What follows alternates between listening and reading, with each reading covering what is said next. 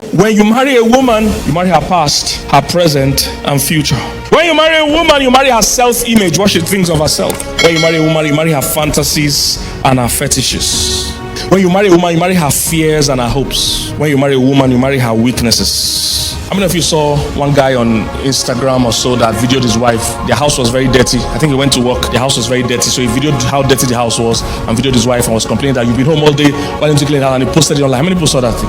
That was one of the most irresponsible men I've ever seen in my life. He videoed his own wife, videoed his own house, and posted it online. That woman was in somebody's house before you went to carry her. Because this is the crux of what I'm going to discuss with you today and what it means to be a man and a father. Is the word responsibility. He is the one that went to carry her from wherever she was living before. It's your responsibility to identify the weakness. So don't come and act shocked like the rest of us. You join us to be shocked at your wife's weakness. No. We are spectators. You are the participator.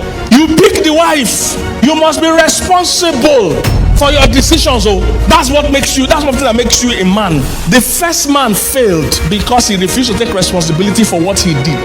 The second man succeeded because he took responsibility for what he did not even do.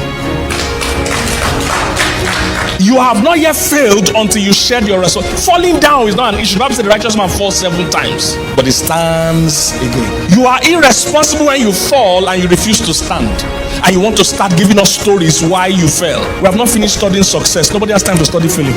Stand up on your feet. I don't care how many times you've fallen. Dear man, I don't care how many times you've failed. It's not yet failure until you give up.